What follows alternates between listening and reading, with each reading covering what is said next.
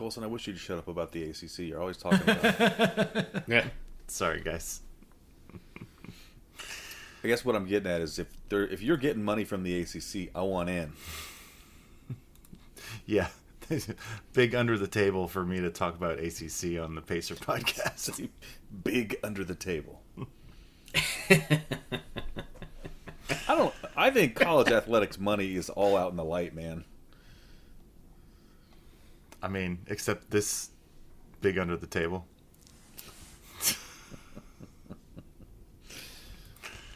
We should probably do a show. Yeah. I don't want to hear about anything under your tables anymore. Yeah, so just prepare to... It'll be great. It'll be perfect. Yeah, so just prepare to... Y'all motherfuckers don't watch us play throughout the year, to tell you the truth. I'm gonna be real with you, and I don't care if I get fined.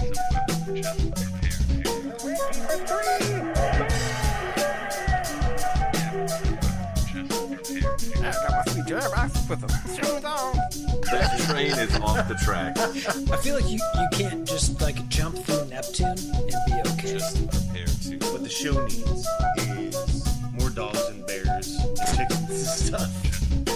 Yeah, so just prepare to be awash in unbeatable goodness. Welcome, Pacers fans. You were listening to the Undebeatables, your semi-weekly Pacers podcast. This is episode 734. Coming to you from Indianapolis, Indiana. I'm your host, Joey Gafrida, the man behind the dials. This show, we've got a boomerang. We're going to talk about the NBA Cup. We've got a stat of the week, and if there's time, you'll get it on Googleable. Joining me this show are all three of our analysts, coast to coast, like buttered toast. First, from the high school home of Jamison Brewer, Silver Spring, Maryland, it's the doctor, Jason Triplett. What is up, Pacers fans? What is up? Undebeatable shout out to the Indiana Hoosiers football team that somehow is in a playoffs? Playoffs. Taking on Notre Dame. Side note, before we get started, I was doing a talk on how to give a scientific talk, and I have this slide that's like, you got to practice, and so I have a picture of Allen Iverson saying, the big practice. But we're talking about practice. We're talking about practice. Nobody knows what that is anymore. These kids don't know that. They're probably just like, who's this weird? What? Anyway, sorry. Yeah. From Asheville, North Carolina, he's our in-house bartender, mixing up the drinks and the crappy jingles. It's John Sanity Colson. What is up, Pacer Nation? What is up, Undebeatables? Here's to timely cultural references. Oh, right. Yeah. From Tacoma, Washington, out west, our enforcer, John Harper. What is going on, fellas? Shout out LeBron James this week. Pretty sure he's about to eclipse Kareem for the most minutes ever played in the NBA. Wow. I didn't realize there was a record he didn't have. There's probably a couple, but he is... And that's good, because that one's not tainted by the three-point line, Yeah, it's just minutes on the floor. Mm-hmm. Well, as I mentioned, we've got a boomerang, but before we get into the show, I want to remind listeners that they can support us, the longest-running Pacers podcast. And actually, I just did the math. We have the most Pacers podcasting minutes in NBA history. That's right. And granted, they've all been since the three-point line was invented, but I don't think it means anything. We're just a high percentage team, Well, you can head over to patreon.com/undebeatables and support our show for as little as $1 per month. And you can join our Slack if you chip in there. Jason, you put up, I think, a pretty good stat this week. was the one about the Nuggets.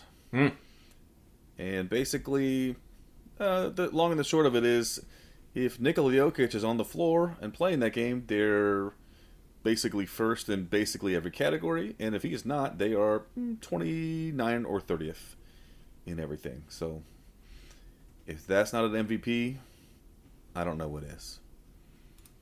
All right, Colson, it is time for the boomerang. A bango ain't your baby. What do you got for us this week? Well, we're going to stick with the theme. Nikola Jokic Oh, averaging 32 points, 13 and a half rebounds, 10 assists. He's currently number one in Vegas odds to win his 4th MVP.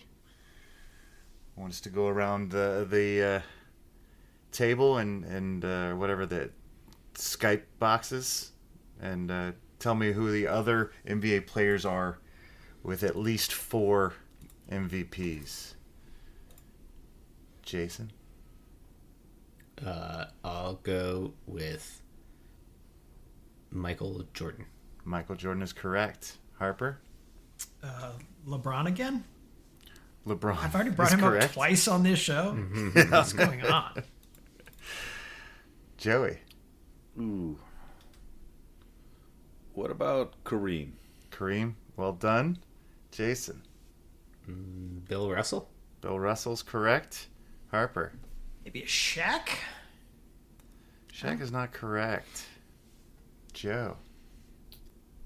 I'm going to say Larry Bird, but I don't think it's right.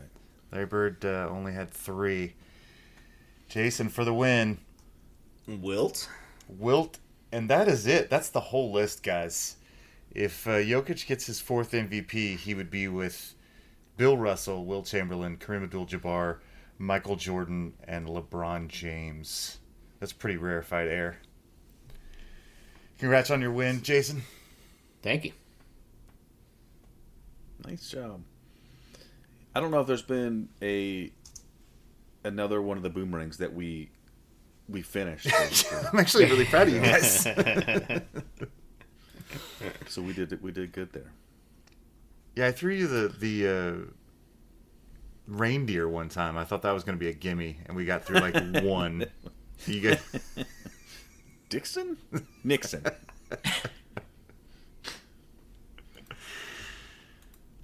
All right, guys.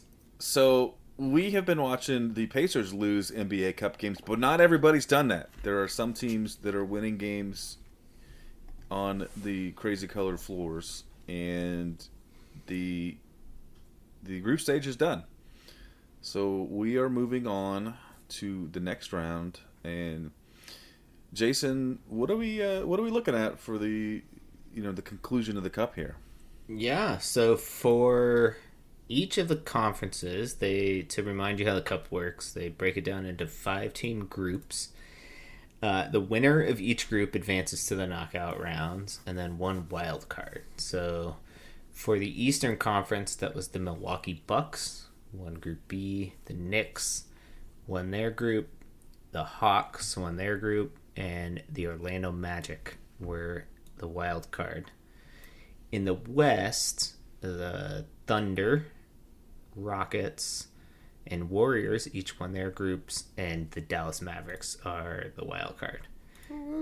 So, what you got are quarterfinals happening this week, Tuesday and Wednesday. So, over on the east side of the bracket, the Bucks will play the Magic in Milwaukee on Tuesday. The Knicks will play the Hawks in New York on Wednesday. And then on Tuesday, the Thunder will host the Mavericks. And on Wednesday, the Rockets will host the Warriors.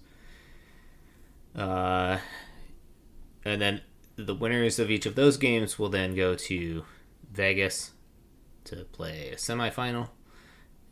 Or 2 semifinals. And then the championship will be next week. What is that? Saturday? No, that's all right. Championship's the 17th. It's like a Tuesday or something, right? Yeah, Tuesday the 17th, a week from this Tuesday. Okay, Well, gotcha. or when the show is actually out 5 days away. Yeah. Right, sure. You guys want to make some picks on this? Excitement? Yeah. I don't know. Vegas. What are Vegas odds on this? I don't know. The Bucks and the Knicks were the only two undefeated teams coming into this thing, both 4-0. So I like the Bucks and the Knicks coming out and going head to head in the Eastern Conference semi. I think that would be both fun and fitting. Especially since the Hawks are there for some reason. So, yeah, the Knicks basically got to buy. And we're and we're guaranteed a new winner this year, since and a new runner-up for that matter, since the Lakers are not in it this year. And either are your Indiana Pacers. Yeah, that's definitely true. We were also perfect. Going 0-4. In the West, that Thunder Mavericks game is probably going to be the best game of the tournament. We'll see. And I suspect that the Warriors will make short shrift of the Rockets. So I like Thunder Warriors. That'd be a fun matchup. I'm hoping for that. And then Knicks Thunder, maybe? Okay. Ooh. Okay. Well, you're right on top of it. You're like the Vegas odds are OKC is the favorite at plus 280, with the Knicks shortly behind at 310 plus 310. So I'm gonna agree with you on the first rounds, but I think I'm gonna say the Bucks go ahead and beat the Knicks. I think Giannis is super pissed that they lost last year. He's on a mission, and he's gonna single-handedly get them to the finals in Vegas. Well, he's going to have to do it single-handedly because there's 5 Knicks players who are better than anybody else on his team. That team is so deep all of a sudden. It's terrifying. Yeah, they're real good. And then I like I like a Mavs upset. I think they get hot from the arc, and Luka does some stuff. And yeah, let's say Giannis gets his Cup MVP. Or do they have that? Sure. Sure they do. Sure they do. So I'm picking the Bucks. Right on. Well, I'm thinking there's got to be some sort of Cinderella run. Like the thing about this tournament is like everybody's in it at some level. So teams like the Bucks or the Thunder and the Knicks are like thinking championship level stuff. So they're not really concerned about the cup. So I like the Rockets in the West. They're hosting their quarterfinal game.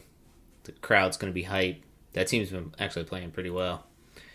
I like them to make a run to the final at a minimum. And then I like the next team is devastating. Gah. No. Yeah. I'll take the Knicks to reverse jinx them. To win the whole thing. Joey, what you got? I think that the Warriors are gonna bring a semblance of their old selves, and obviously they've been, better this year. So some championship swagger. Yeah, I think that they're gonna come back into form by winning the cup, and they're gonna go for the double this year. That's what they're aiming for.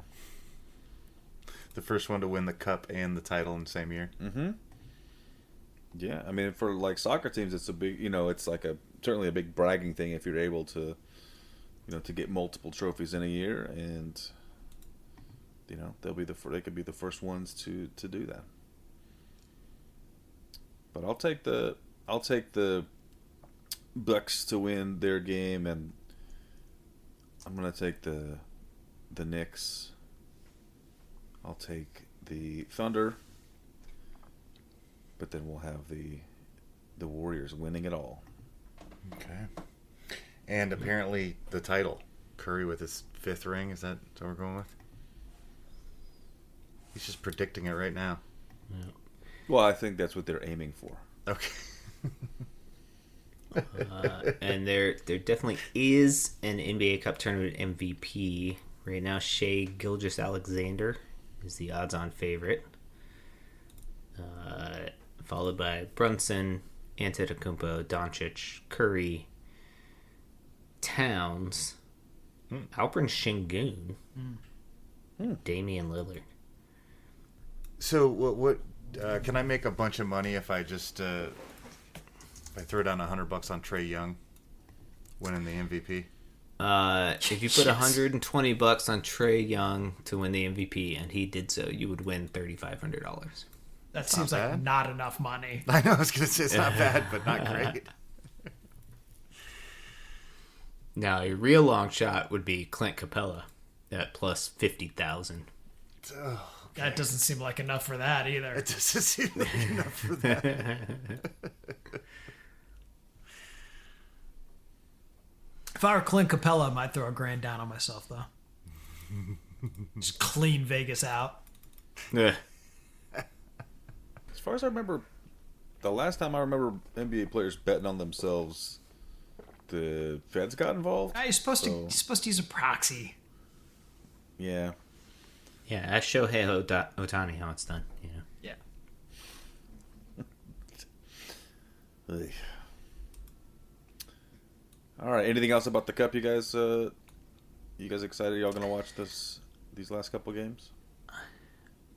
I mean, no, but it's because I have a child and a job. But I was earlier this week curious if I would be invested in it. You know, because last year obviously I was invested in it. Sure. The Pacers were in it, and so it's a good test of how interesting it is as a fan base. I think I'll watch the semifinals and the final probably. Oh yeah. Okay. Yeah. Yeah, I'm going to try and watch it. It was really good basketball last year. It was really high level of basketball. If it's anything approaching what last year was, then this thing's a keeper. Cool. Yeah. I'm with you. What are you, Coulson? Yeah, I'm gonna. I think the Hawks Knicks game is on ESPN on a day that I have off, so I'm gonna go ahead and watch the Knicks destroy Atlanta. I think that'll be fun. You were gonna watch that game anyway. You love those teams. Those are my two favorite teams. Trae Young's my favorite player. That's why I was gonna put $100 You're wearing on Knicks it. colors today. That's right. It doesn't say Indiana. It says Knicks Deanna.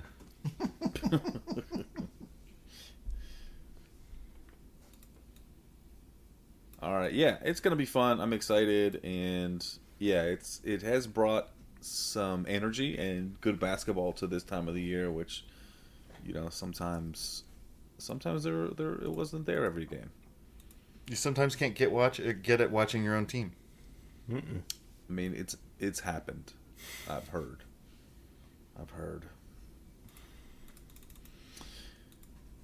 Okay, guys, I wanted to talk to you about my stat of the week.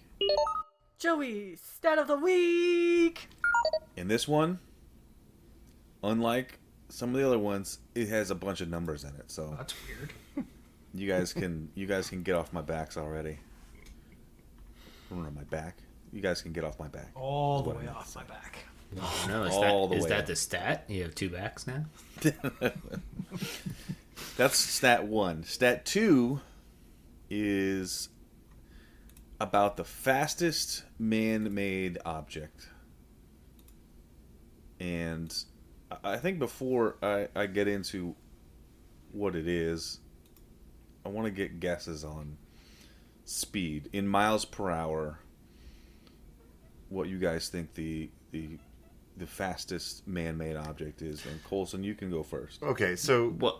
is it driven? Are people flying in it? Are people? Is it a drone? Like, what are we talking about? Guess. It's something that was Guess made first. by humans and Okay. is moving. Okay. It's moving and it's made by humans. Rockets that go into space are pretty fast. I don't know how fast they are though. We've broken the sound barrier, I believe, with planes. I'm assuming this is much faster than that. Rockets say are we- faster than that. Okay, so I'm gonna say that we've created some sort of projectile, some sort of small projectile that can go twice as fast as a rocket going into space.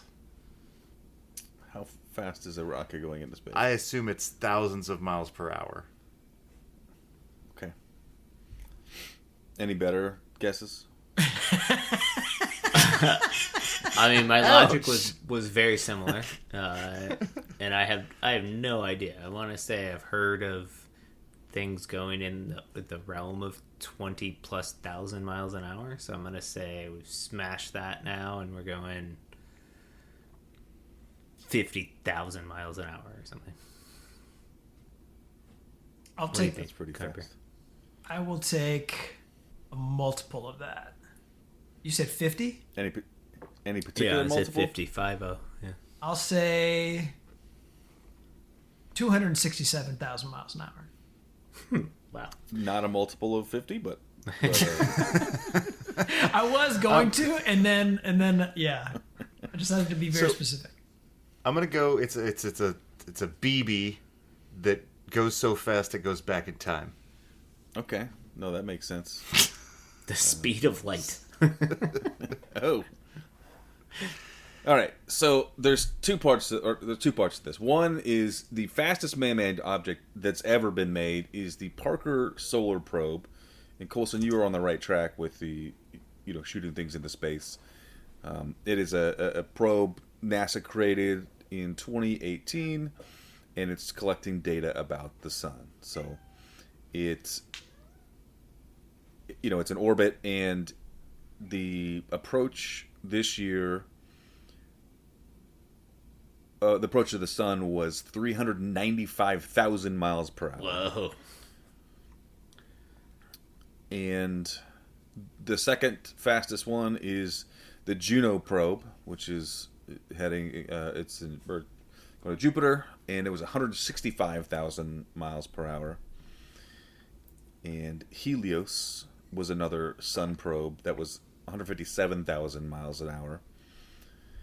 The Voyager probes 38,600 miles per hour, so significantly slower than these other ones. And they are essentially out of the solar system at this point. Yeah, but that was in the 70s. I mean, It's true. everybody was stoned. Everything moved slower, Well, and they probably had they had the 55 mile an hour speed limits, and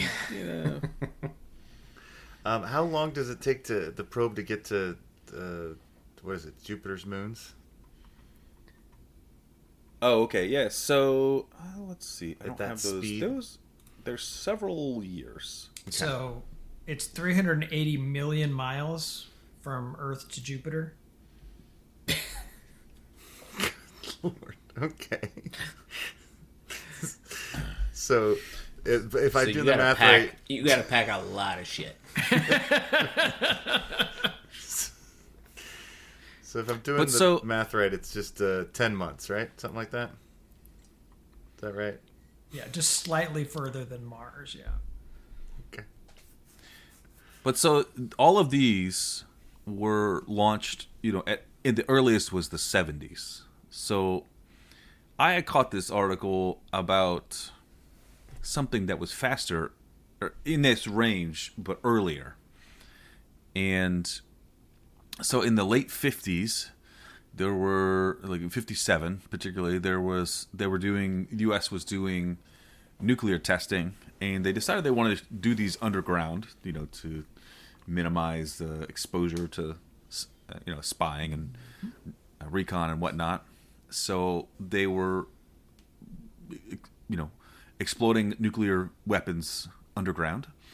And what they were doing was, one of these at least, a couple of these at least, were down this massive shaft into the earth, and they were putting a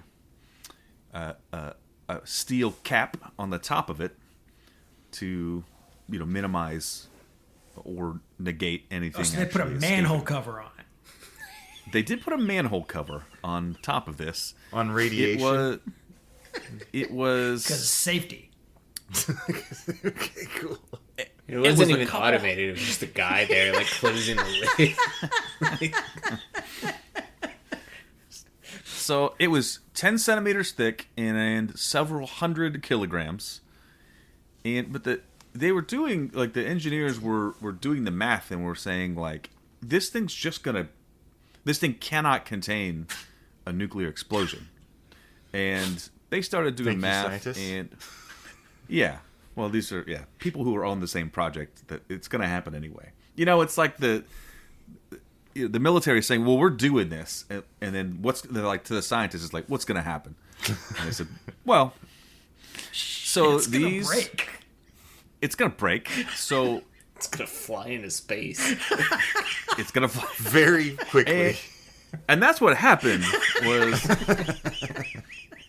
they had the calculations were that it was going to leave the trajectory at like 6 times the escape velocity. It ended up being 5 times because it was, it was welded on there, I think. So it slowed it down a little Some bit. embarrassing math. God.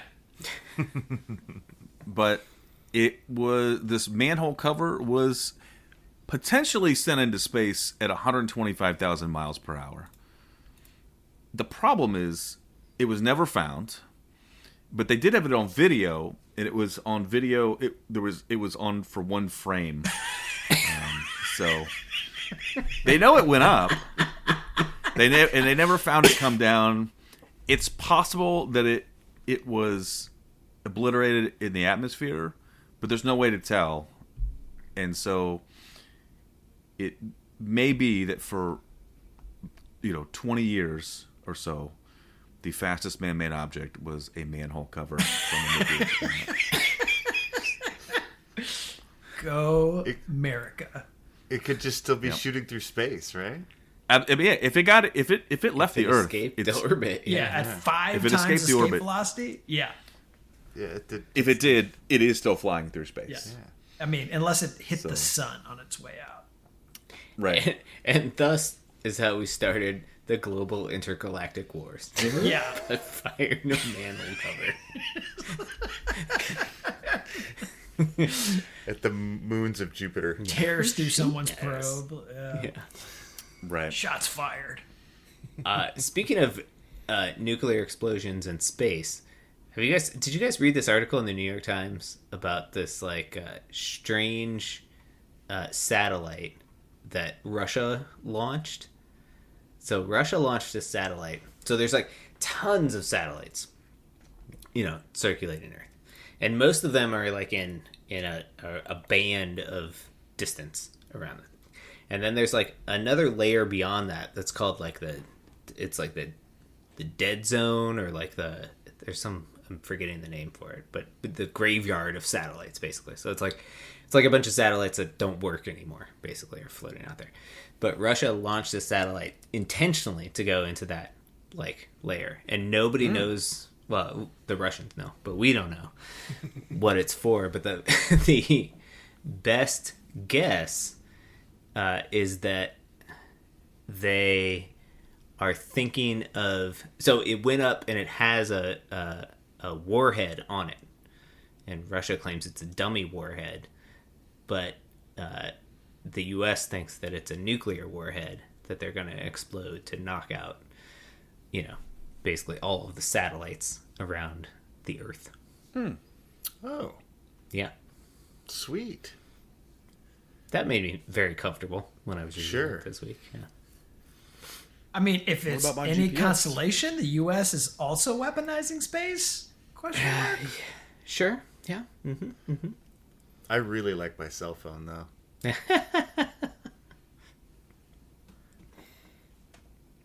Cool. Space shuttles went 17,500 miles an hour. It's so fast. Mm-hmm. I mean, it's definitely fast in a place with air in it.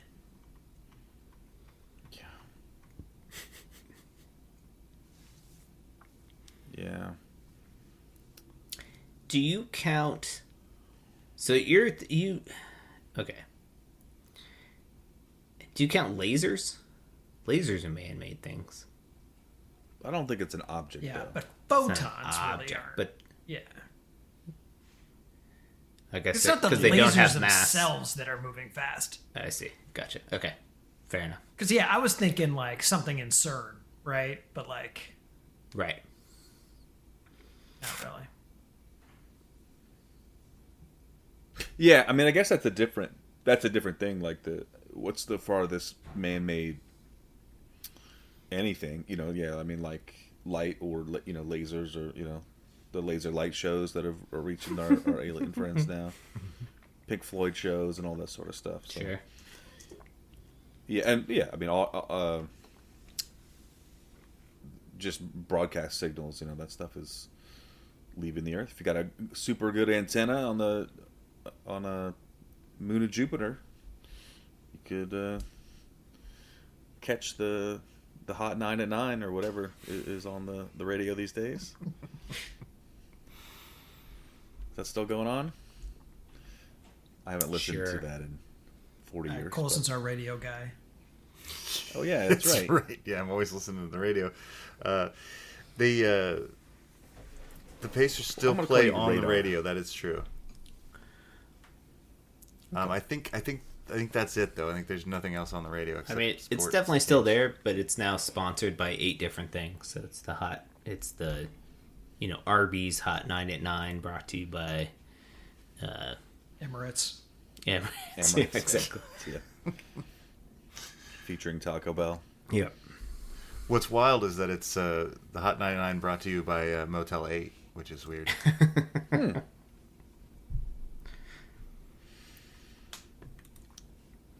Good stuff, man. All right, guys. So yeah, that was my stat of the week. Look, a lot of numbers in that one. There's a Look at that. lot We're of a lot numbers. of numbers. And Yeah, I had to make up for lost time Yeah. because a lot of them had. Wait, nothing. so what was it again? 390,000 miles an hour or something? It was so the. Yeah, I mean, so the manhole cover was what really started me on this. That was 125,000, and then the Parker Solar Probe was 395,000 miles per hour. And it's going around Earth to give us data on the sun, or it's going towards the sun. It's going around the sun. yeah, It's going around the sun, it went Yeah. to the sun. and now it's orbiting the sun. Yeah. Okay. So, So yeah, its previous record was 364,000. So I'm guessing they slingshotted it around something. yeah, it was Venus. Yeah. They did a gravity maneuver around Venus That's to. pretty cool. Because 364 was a weak number. Yeah.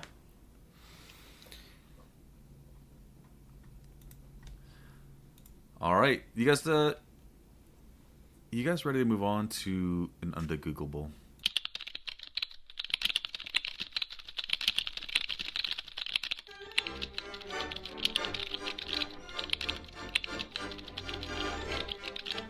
Oh, are we doing under Googleables? That was the plan. Super excited. You told us we had to, so. You said we signed up for it. In the end, it's going to be better and more true than Google can give you. If it's about how fast certain objects are, I'm primed and ready. If it's other things, we'll get there. I've had this one for a while, and I don't know the answer to it, and so I'm coming to you guys. Rigamarole.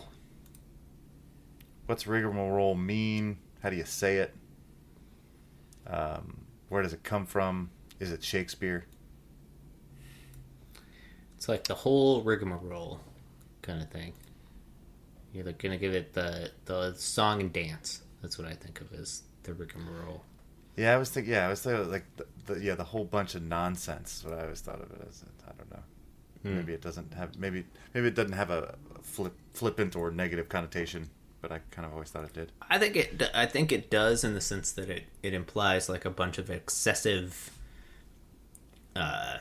pageantry, maybe. Is it like a horse and pony show? Kind of, yeah. A bunch of rigmarole. That's right. Or maybe even like unnecessary bureaucracy. Like I just think it's unnecessary steps. Sure. Okay. But yeah, I agree. Red Pretty tape. much every application, there's definitely like a negative connotation that I've run across. Okay. Nobody's like, can't wait for all that rigmarole. Yeah, no, nobody's right. looking forward to the rigmarole. It's always like, oh, it's the whole rigmarole that doing this. Yeah, we don't want that half. Show me that whole rigmarole. Can you have a half? Is that like a lost fraction? Ooh. It's not a lost positive. It's a lost fraction. That's right. Oh, today at work we had half rigmarole. Yeah. It was wild. Okay. Well, it's actually Seems good, tolerable. compared to the whole rigmarole that it used to be. Yeah. I only had to deal with half of it. I mean, maybe with this new government agency that Musk and Ramaswamy are going to put together, the U.S. government will go from whole rigmarole to half rigmarole. Okay. They're going to have the rigmarole. That's their... I suggest Job, that their that metrics. is their slogan. They should. Yeah, come it out should be with their tagline. Yeah, I Yeah. like it. Half the rigmarole. that. And origin-wise, this seems like a word that's borrowed from another language. Yeah, it's definitely a weird word. Yeah, so it's... is it R-I-G... Morole? I don't know. That's a good question. Have I seen it written? Boy, I don't know if I've even seen it written. In my head, I would have said Rigormarole.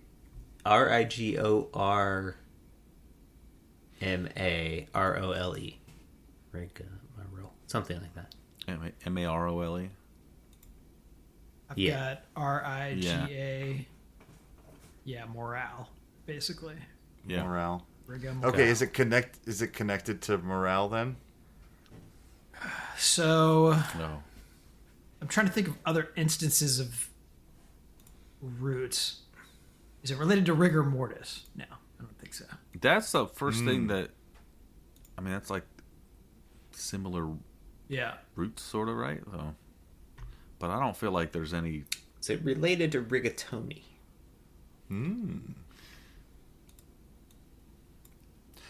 I do feel like morale might be... Rigorous. yeah. Morale. Maybe it's would it be... M-A-L-O. Nah, no, maybe. Would it be bad for morale? Wouldn't it be to have rigmarole? One would think. Yeah. I wonder if it is the same root then. I think it's, Or it's the same root as a- M-A-R-O-L-E, not M-O-R-A-L-E. But So a different root then probably. yeah, it's got to be. Yeah. Is it a French construction? Yeah, it seems Frenchy to me, but I was also thinking it seems military-ish or something. Does feel military. See, I was thinking it felt gibberishy, and like there was where they were just like making up words and slang in the 20s, right? Weren't they? It was Sure. The bee's knees and whatnot. Cat's pajamas. Yeah, rigmarole. Ah, see? You got me on the rigmarole, eh? Okay. So Harper's got French, you got military. Well, I was going to go French military. I was just going to go Napoleon. French- We haven't had Napoleon, enough okay. Napoleons. We've never had a Napoleon, I don't think. Joe, you got any thoughts? What do you think? I mean, yeah, French to me seems... Or maybe, Rigmarole. you know what, I'm gonna go... What'd you say? Rigmarole. I don't know, that's my French accent. Didn't you take French? Rigmarole. I'm gonna go Italian. I feel like they... Rigmarole. Yeah. I think they could slow things down if they need to. Oh, yeah. Oh, To a crawl. the Italian bureaucracy is world-renowned. You can't... So yeah, I'm gonna I mean, go... You can't be doing that much work between lunch and second lunch. So. No. Where are you going to find time to bribe officials? Allegedly. So you're not taking Shakespeare, Joe? No, I'm going Italian. Because would people? I mean, I know he was making up language, but I feel even that's a bridge too far. Who's that? Shakespeare? Yeah. They would have said that on stage and they would have been like, what's the dude talking about? What's going on? Rigamarole. Okay, yeah, I'm going to go military, but I think it's more recent than Napoleon. So it's like a snafu? It's like a...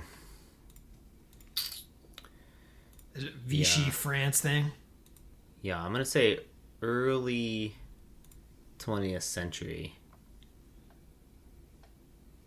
But it's like was coined by American soldiers in France during World War One. Oh, so it's like very vermouth specific. Yeah, I like this. or vominos. I like it. It's solid. That's really solid. It is.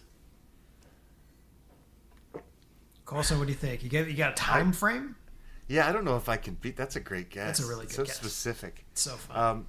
Yeah, I'm gonna go. I guess I am. I was going to flappers in the 20s, but I think I'm gonna go Shakespeare. Why not? Yeah, I don't blame you. It's iambic pentameter, probably. I don't know. Is it a haiku itself? Yeah, exactly. So, rigmarole, or less commonly, rigamarole. What? Rigamarole. Something, such as procedure or an explanation, that is long, complicated, and tedious. Or dated, confused, and meaningless talk, according to Merriam-Webster. Okay. Yeah, it seems like it's probably a reduction of ragman roll, a long catalog or list, which was dating to the early 16th century in Middle English, it seems like.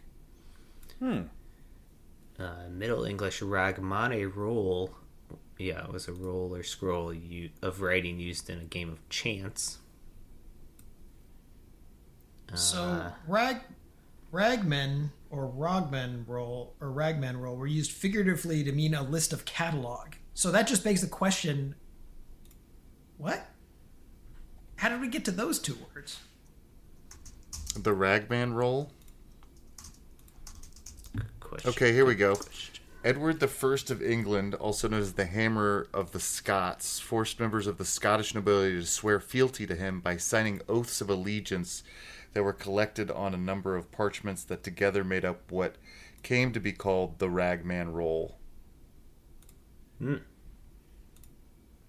It may contain a Scandinavian root related to cowardice. In Icelandic, ragmini means coward, or it could go back to a medieval word for the devil. The Calgary Burns Club says that ragman roll came from colorful bits of cloth and ribbons of all widths and lengths that were attached to the signatories' seals. But the name may also have derived from an earlier record compiled for the purposes of papal taxation by a man named Ragamund.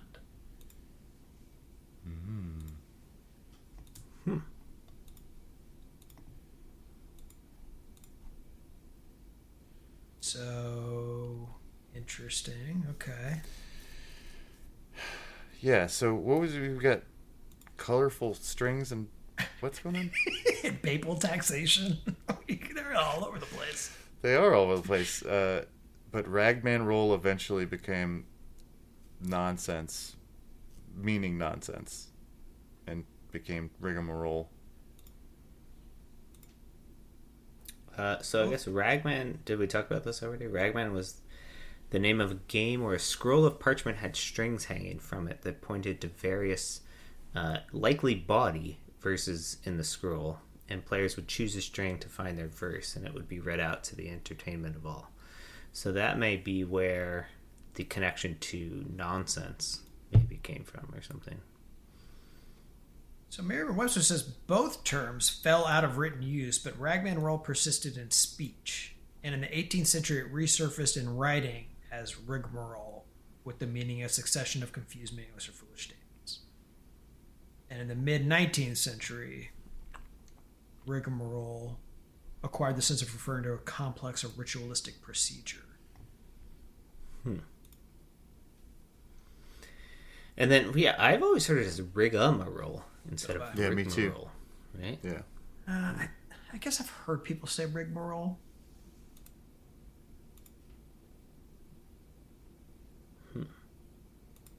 There must be a regional Rigamarole. aspect to the rigmarole.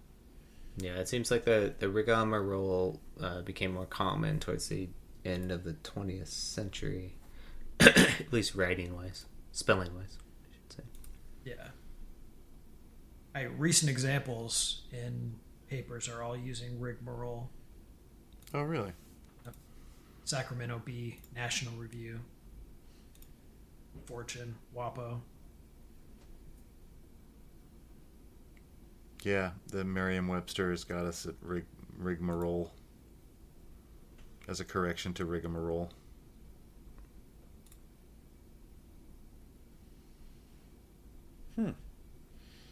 So it came from none of the things that we were thinking. And it was just a... It was Shakespearean time frame, though. It came from a place? Yeah. Sure. And the ragman, did we talk about the ragman rule being connected to Margaret of Scotland, or no? Did No, miss that? I just had Edward, who was... Oh, King Edward. Okay, right. Yeah. Okay. But who's this again? Well, Edward succeeded Margaret of Scotland, but there was no clear heir to the throne. And so in an effort to avoid war between the clans, Edward offered to hear the cases of the claimants and to decide who had the most valid claim. Because he was concerned about making an unpopular choice, he asked the nobles with whom he met to swear allegiance to him by signing the first of the ragman rolls.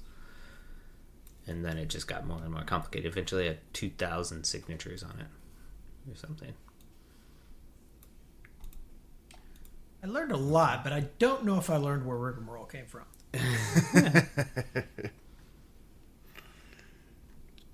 I like that it went rigmarole just came out of the language because they weren't writing down ragman roll, they were just saying it. And so eventually when somebody wrote it down again, they just wrote it wrong. I like that idea. People just say ragman roll and, you know, you just hear rigamarole or rigmarole. Rigmarole? I can't even say the other way. All right. Well, Nailed it. got that for you, Colson. You feel better? Yeah, nailed it. Yeah. I do. I feel like I know more than I used to. Are you going to be talking about ragman rolls now? Yeah, I'm all basically your plans? I'm getting rid of rigamarole in my lexicon. I'm just going to start calling things ragman rolls. I like it. Yeah. It. That will remind me I not think to reintroduce this to Undegoogleables in 2 months. Yeah. All right. That's a good one, Colson. Thank you. It's a weird word. It is a weird word. Thanks, English. Thanks, Middle Ages. Yeah. Hey, they're just trying to get by, man. Well, except for first, she was Well, trying to kill stuff. Yeah, and they weren't really writing a lot back then. No, they weren't good at that or the reading. well, they didn't have a Department of Education, did they? We won't soon either. We have TikTok still, right? Not for long. Ugh, what am I gonna do all day? No reading, no writing, no TikTok, just podcasting. I can do that still. For now. Give the people what they want, Joey. Yeah. Thanks for hanging out with us and going through. I think we went through a lot today. We learned a lot. We discussed some non-Pacers, and we learned a lot of things today. If you look up and you see a manhole cover in the night sky, you know where it came from. Well, we'll be back with you next week. Until then, you can find us on social media. We are on Twitter at Undebeatables, Facebook.com/The Undebeatables. Our website is TheUndebeatables.com. There's a contact form there. You can use that to send us a message. Email. I love the email. Shout out at TheUndebeatables.com. And at the website /store is for merch. For the architect, Donnie Walsh, and our once and always Hall of Fame coach, Bobby Sickleonard. Turn out the lights, the party's over.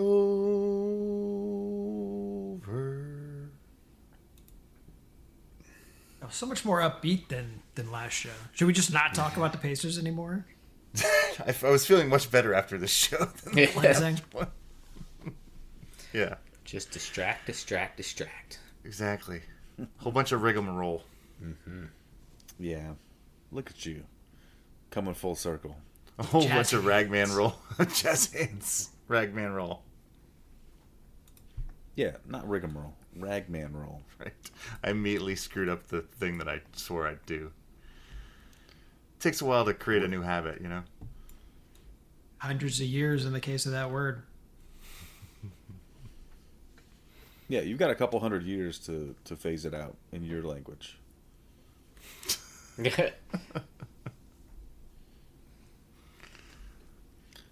Ragman roll.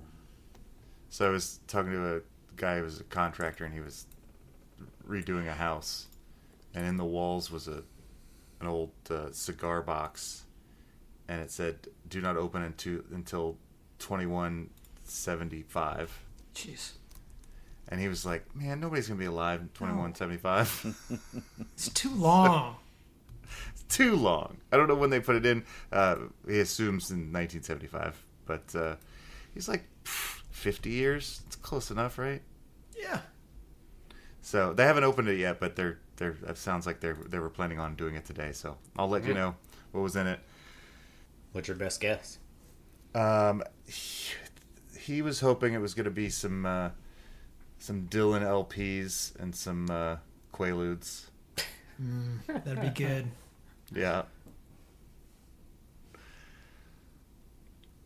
I think it'll be the key to winning a future intergalactic war in 2175.